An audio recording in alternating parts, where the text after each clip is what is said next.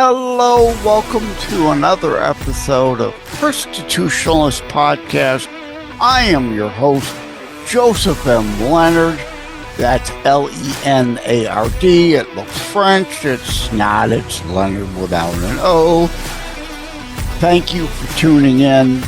As Graham Norton used to say on his show, let's get on with the show! Welcome to Deja Vu Week.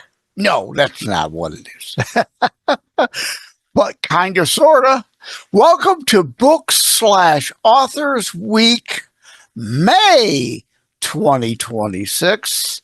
Just coming out of April 2026, Books/Authors Week, and October Books/Authors Weeks of October 2025. So yes, you guessed it. It's all about cucumbers and tomatoes and deli shopping. Yep. Books. Let's get on a guest. Joining me today, another Mickey Mickelson mutual friend out of Canuckostanian land. Holly B. Gutwillinger. And my audience knows I can't resist the puns. So with my health issues, IBSD is one of them. My gut isn't very willing. Got it. And also, since we're talking about a book about dogs, the obvious other pun is, why didn't you go as a nom de plume with Holly B. Rottweiler?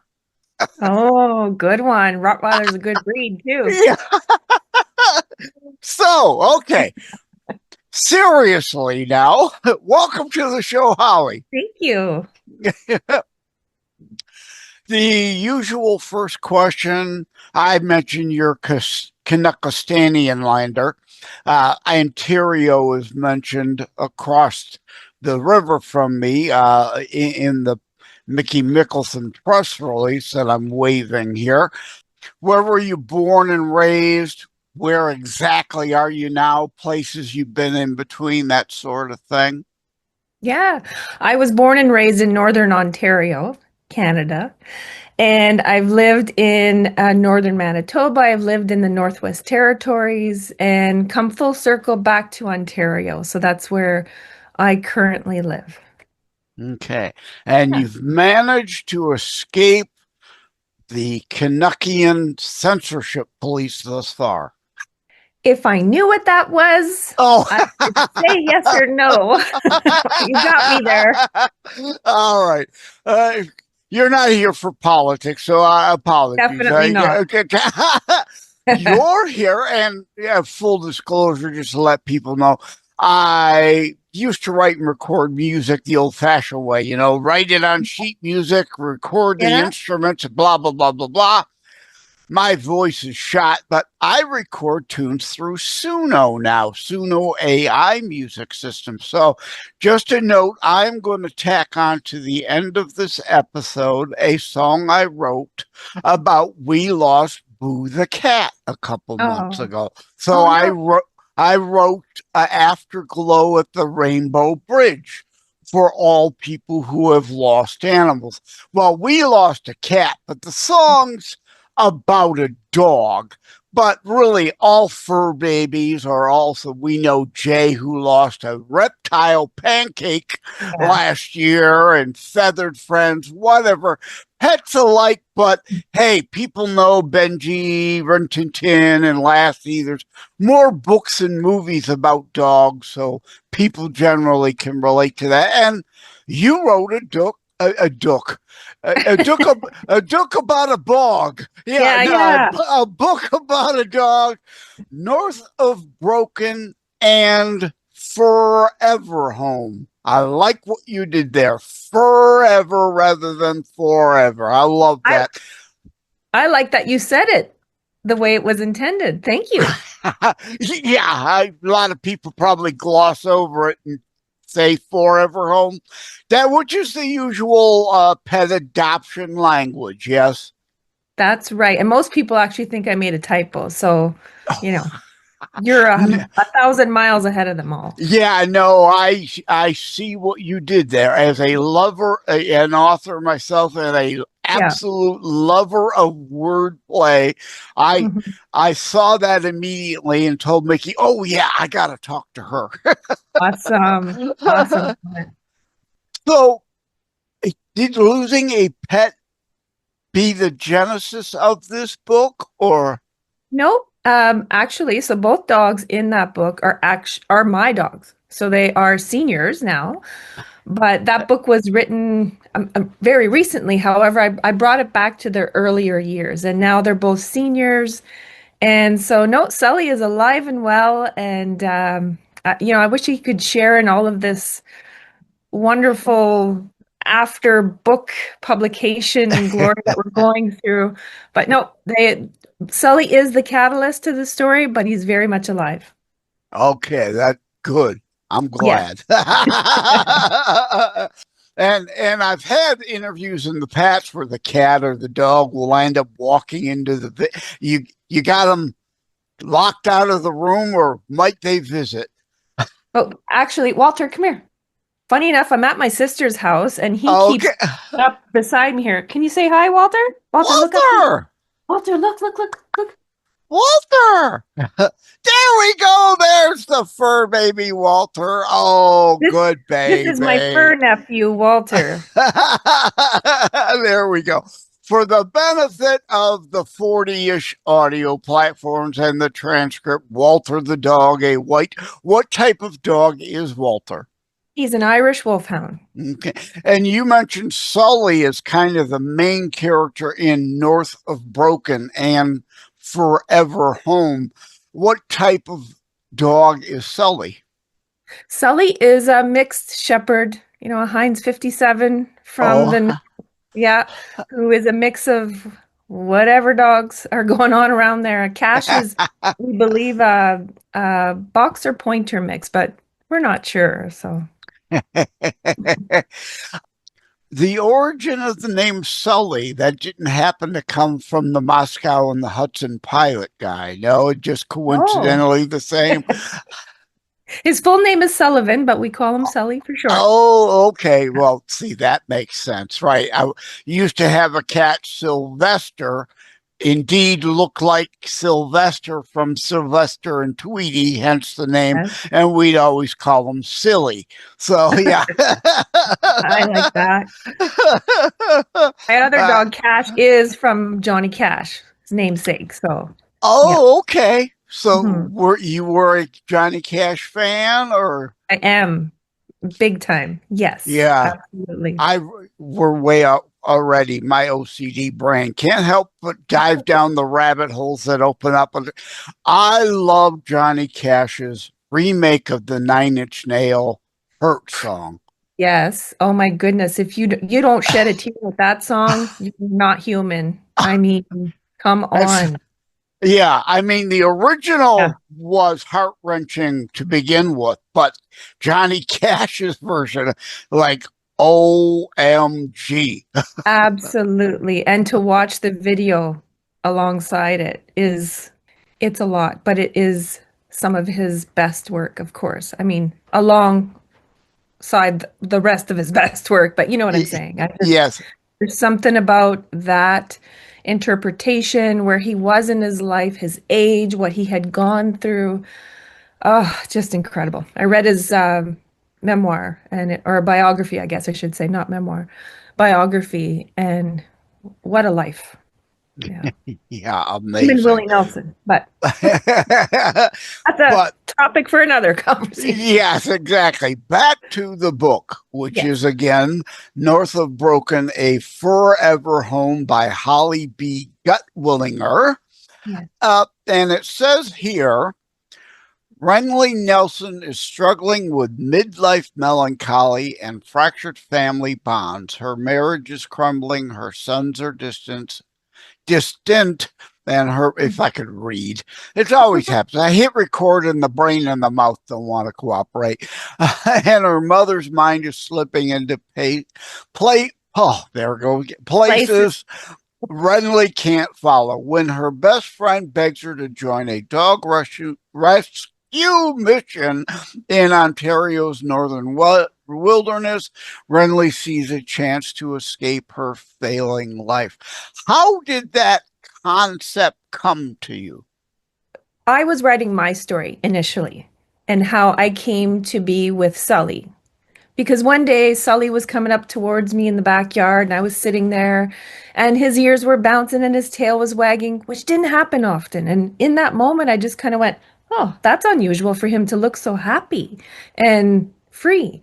And so this poem downloaded into my head. And from there, we'll cut the long story short, is just that I kept envisioning these poems in my head through Sully's voice. I'm sorry, the dog is pushing on me, so that's why I'm fidgety. But I'm keeping him quiet. Um, and so I don't know why this note taker thing came on. I Yeah, apologize. I think I can. I I didn't touch it. um, My apologies. I was asking to record the meeting on your behalf. I sure go ahead. So we'll leave it. Okay, okay. We'll leave it be. I'm sorry. I don't know why these things I happen. yeah, I know. So Yeah.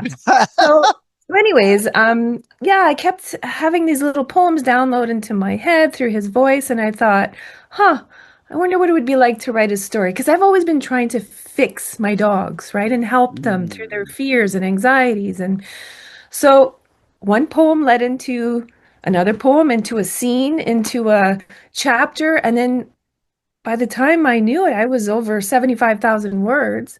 And I, was cutting. And then I had a friend of mine who was such a supportive writer friend and now a very good friend. And she kept encouraging me. And then I started taking classes, and it all sort of evolved into this story that I knew couldn't be my true story because I knew I wanted to give Sully a voice in the book because it came from him. So I thought, what if I fictionalized it? So Renly is not me, although she's heavily based on me and some of my traits. Not everything, though. And I gave Sully a voice in the book, so he has his own point of view. I like that. I tell people all the time. I have how to write a book and get it published to Ah, encourage people to write the book that's in them. You may have a great story, but the memoir or the biography of John Doe, hmm. people are going to be, who the bleep cares about John Doe, right? But a fictionalized version of your life or a story that can be a life lessons game changer. So, yeah, you recognized immediately no one's going to really care if you memoir it or biography type it, fictionalizing it broadens the audience. Yes. Yes, and I think that people, when they know they're going to read fiction, they're willing to set some of their judgments aside, like believing a talking dog. And I think in the end, they're hoping for a good story when it comes to a dog. And by good story, I mean a happy ending as well. Nobody wants hurt animals in a story, I'm well aware. Yeah. And so I think I just needed to make that shift so I could have a few more liberties in creating his rescue story and the things that he said. And he talks to a bunch of other dogs, but he doesn't talk to humans. So yeah, who cares about my story? No, How about the dog? and certainly, yeah, we joke about that, but again, Yes. that point is true. The average person on the street, oh, the story of Holly B. Gutwillinger. Yep. Who? Why Yeah. should I give a damn? Yep. But oh, a story about a dog. Now I'm in. that'll be fun. You got it. Yeah. Is this your first book? It sure is. It is. And I'm well on my way onto the second book. My personal goal plan is to release a book every February 14th because it's my favorite day of the year. And I called this my love letter to my dogs. So the Oh, next that's one's on that day. good.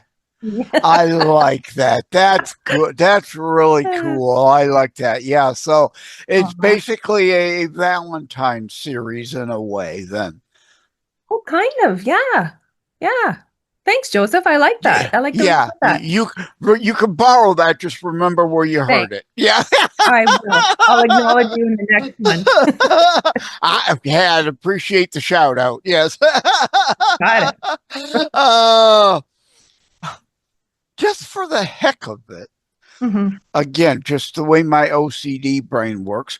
Hmm. Because with two other Mickey guests, we got into the Oxford comma debate. Oh What gosh. are your thoughts? Mickey's going to freak out now. I'm talking with you about it too. But what are your thoughts on the Oxford comma?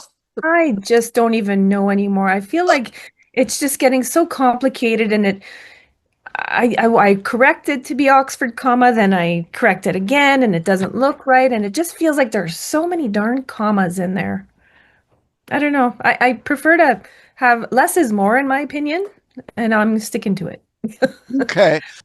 I Aren't we I doing away with the Oxford comma? I don't know. Well, it's made a big comeback, and like Yeah, with the last guest that I spoke with it about, I mean, back in the 1800s, ink cost a lot of money, and you used to have to actually typeset. that's right. So taking out all those extra commas was a time saver and a money saver. But Right. today's modern digital publishing and cheap printing, well, not cheap enough, books are still expensive, but but by comparison, uh, adjusted for inflation, we can put them back in because this, comma, that, comma, and the other thing is a Mhm. whole different sentence than this, comma, that, and the other thing.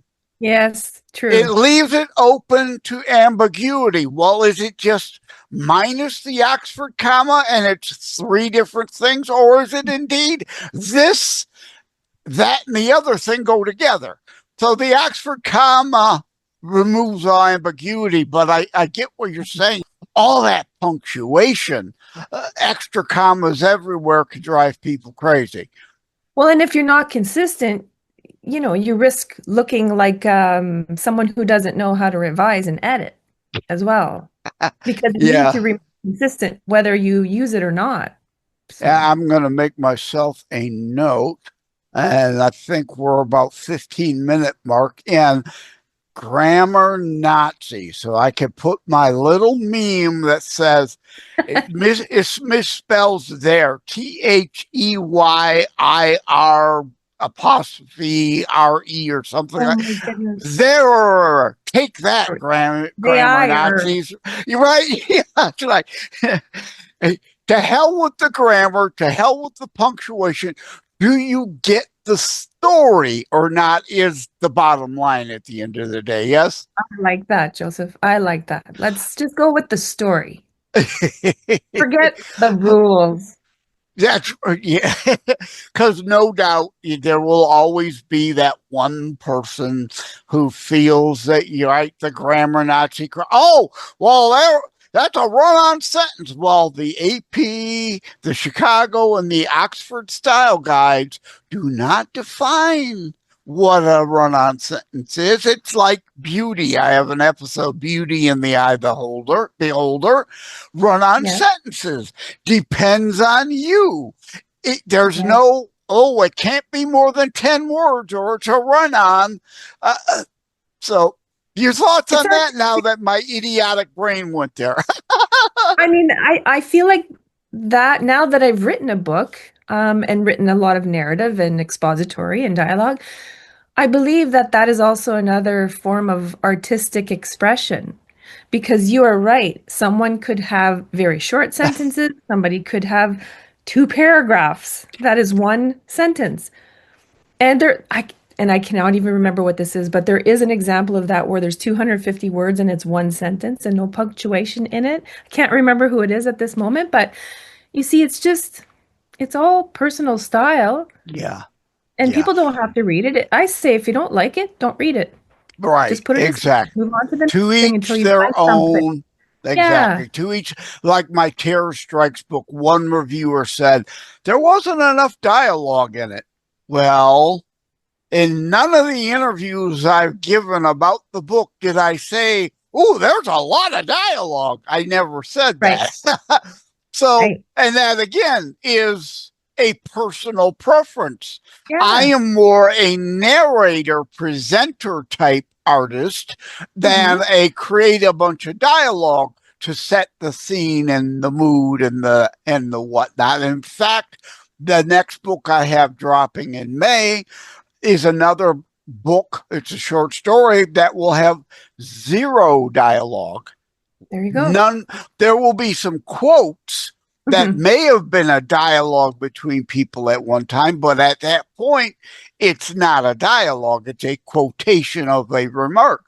So again, that's again a personal preference.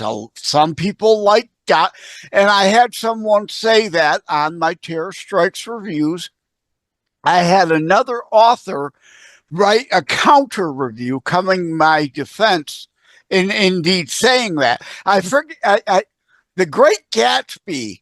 Hmm. I think has no dialogue or something. Yeah, there some books are heavy dialogue laden, Hmm. and the example she gave was, I think it was The Great Gatsby. It could be a different one. 500 pages, not a stitch of dialogue in it. It all depends on how you like to perceive it. And you know what? I mean, this may come at the um, judgment of viewers here, but I do believe that. Well, not I do believe. I wonder, first of all, who created all these rules, right? I mean, if you want to write a book with no dialogue, go for it. You'll find your audience. If I want to write a book just filled with narrative and expository, then that's what I want to do. Mm-hmm. Now, maybe I may not get the same reception if I put dialogue. I'm sorry, Walter keeps nudging me here to pet him. Wants to go Um, out for a walk, probably. oh, he's just an attention seeker, but that's okay. I don't mind. But I just feel like someone at some point went ahead and created a whole bunch of rules, and now people feel restrained and in a box, and they have to create a certain way to please a certain audience. And if that's your thing, I think that's great. Go for Yeah. it. Everyone has an audience. You have to remember why you're writing a book. I mean, this book here that I wrote was initially for me. It wasn't for anyone else. Although, as I evolved and I moved through it, I mean, maybe it doesn't have enough dialogue for some people, but it has enough for me. And I wrote it for me and for my dogs and for my family. And it's a bonus that I get to share it with the world, but I will have people who will criticize or critique, not criticize, but we'll call it critique. And that's their a prerogative. And as we know, Joseph, there are a lot of keyboard warriors out there. Oh, Yeah.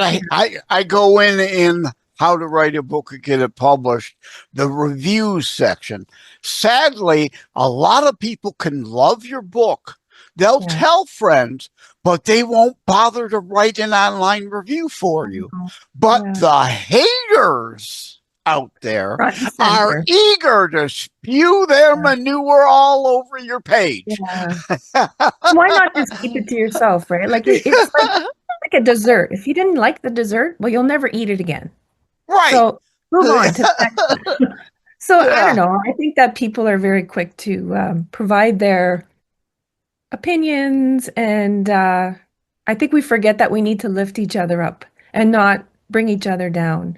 And writing is an art, Yeah. and it's to be Amen. shared. I So have a video exclusive on my 5 video channels that I talk. I am not Shakespeare. And it's not that I'm dissing Shakespeare or Hemingway or anybody else. In the introduction section of a lot of my books, I quote those people. But this isn't the Renaissance era. If you exactly. want to read Shakespeare, read Shakespeare. I am not Shakespeare. I'm not trying to copy Shakespeare. I Exactly. am me. I write like I write. And I hope people, again, like the grammar, hate the grammar, the word choices. Do you get the story? Is Yeah. what I want to see in a review. Did you like the story? Did you Yeah. get it, or were you confused somehow? But yeah, so I'm not dissing Shakespeare, but No, unless if I'm writing that time period, why would I write like Shakespeare? And I take it you feel the same. I do. I do. And I think, personally, I think negative reviews should be the ones that are malicious, right? They should be removed. Or I know we don't always have that capacity, but I just don't think they should be allowed. Freedom of expression, sure. But when you're bringing down another human for the sake of what? Nobody can ever answer why they're doing it, then I don't think that should be allowed. But what are you It's going to in my the Book of Kennedy Project Carpe Diem. I've used the do? term I created for ages: mass holes. The Mm. masses of asses, miserable SOBs. They're miserable, and they only like doing what? Making everybody else miserable like them. Those negative Nellies, Yeah. the ones all over social media, always spewing hate. Yeah. Yeah. But that's okay. We have the positive ones and we have to focus on them because they are our readers Yep. and we write for them. Yep. And you had already hinted a next book. Is it about a cat? There will be a cat in it. Cool. In fact, I actually put out a small, do we want to call it a contest? Just a shout out there to ask for people for the stories of their dogs, maybe even a cat, and just give me their name and a quirky little story, and then I will choose one and I'll put them in the book somehow. I'll weave it in. So I got some I great like response. that. Yeah, I've got some snippets Yes. to choose from. I think that's going to be fun, especially for the person reading it. Yes. So In a way, you're not fully crowdsourcing it. But as you say, kind of like a contest to kind give of. one person to Yeah. have an homage to them and Yeah. their pet in the book and get a shout out. It's And easily done because there is an animal hospital in there. So it could be somebody just visiting with their pet for shots or could be anything mhm. simple as Yeah. that. I thought it would Are be you fun. It gets people Are you engaged. planning like in the and afterward giving a shout out to all the people who submitted? Great idea. See? Eh? I love it. Thank you. Yes, the So answer is yes. each and every one of them, obviously, wink, Yes. wink, nod, nod. You gotta buy a copy. Your name's in it. Yes, I love it. I love it. Definitely. And I mean, I didn't get hundreds or even dozens, so it is absolutely Easy 100% enough to doable. do. Yes. Yeah, yeah, yeah. I get that. Thanks for the idea. Okay, now I really have to acknowledge you in the book. You Oh, gave me two ideas. I would appreciate it. Yep. Hey, cross promotion That's right. as much as you can get, however you can get it, is always a good thing. You got So it. I'd like to keep the shows kind of short, so I Yeah. guess we may as one last time. We're speaking with Holly B. Gutwillinger, author of North of Broken and Forever Home, or is that supposed to be An Forever Home? And AND, but with the ampersand. Yeah. Oh, okay, because it's written out here. Okay. Oh, gotcha. And yeah. Okay. At any rate, to wrap things up a bit, do you have a website for people to find you? Yes, I do. It's www.ramblingsfromthelittleshed.com.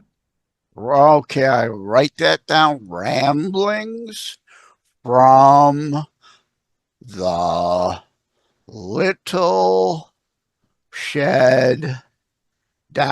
And of course, in post for the behind the scenes video, it'll be on a scroll at the bottom of the screen. Thanks, Holly. It was a lot of fun. I'm sorry that my brain took us down a lot of those weird rabbit holes. You didn't at all. In fact, you gave me some great ideas, so I really appreciate that. And it was great chatting with you, Joseph. I really appreciated it. Yeah. Next time you see Mickey, slap him upside the head for me.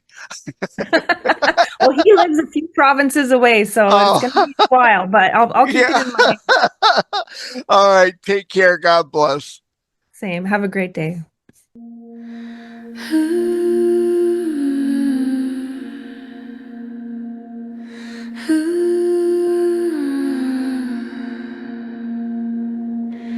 Bye bye for baby boo. We are so much better for having known you. While you have crossed that animal bridge rainbow, we shall see you again in the afterglow. Tiny paws on the kitchen floor, snoring dreams by the bedroom door. You were chaos, you were calm, little heartbeat in my palm.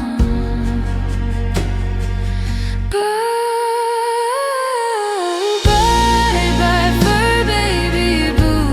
We are better for the time we had with you. You crossed that shining animal bridge rainbow.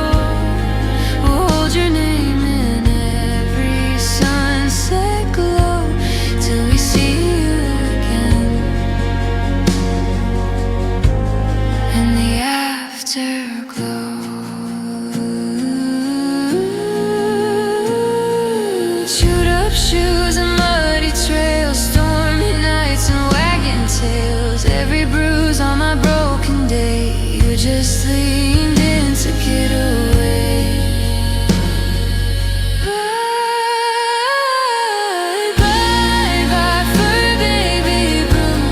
We are better for the time we had with you. You crossed that shining animal bridge rainbow. We'll hold your name in every sunset glow till we see you again in the afterglow.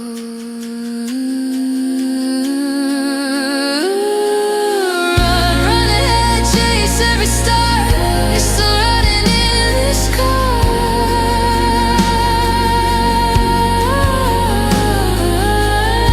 Every walk we ever take, you're the echo in our wake.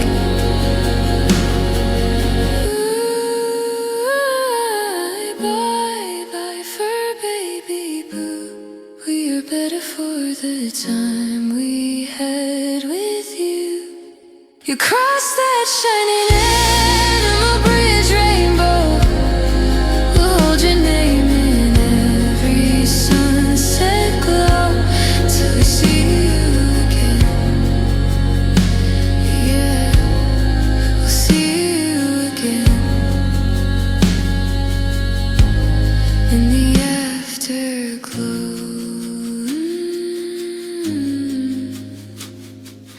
Bye bye for baby boo. We are so much better for having known you. Well, you have crossed that animal bridge rainbow. We shall see you again in the afterglow.